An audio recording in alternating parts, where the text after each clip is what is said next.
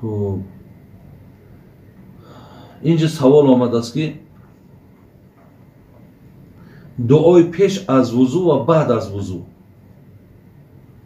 یعنی دعایی که در حالت طهارت. برادران عزیز، اصلا در حدیث ها من نگاه کردم، همین پیش از طهارت کردن فقط یک بسم الله آمده است. یعنی بسم الله ما میگیم و طهارت شروع میکنیم و دعای بگیم بعد از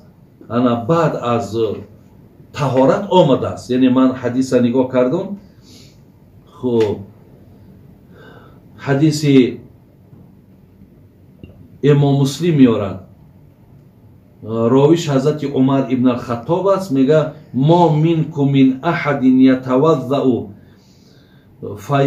فیبلغ او فیسبغ الوضوء ثم یقول اشهد ان لا اله الا الله وحده لا شريك له واشهد ان محمدا عبده ورسوله الا فتحت له ابواب الجنه الثمانيه يدخل من ایها شاء.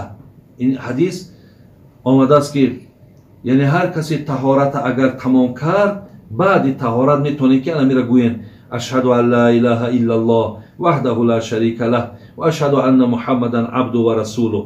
انا وقتی میگین خداوند در عوضش میگه درهای جنت 8 جنت چه برای تو میکشاید، از کدام درش که اگر تو داخل میشای یعنی تو در این رخصت داری. ولی من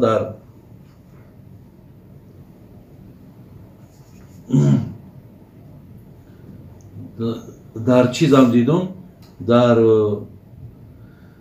امام ترمذی در همین مقصد دوام حدیث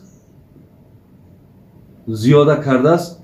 گفته است که امام ترمذی میارد که اشهد ان لا اله الا الله وحده لا شریک له و اشهد ان محمدا عبده و رسوله. ایرا میگه بگین، باز بگین اللهم جعلنی من التوابین و جعلنی من المتطهرین سبحانك اللهم و بحمدك اشهد ان لا اله الا انت استغفرك و اتوب الیک.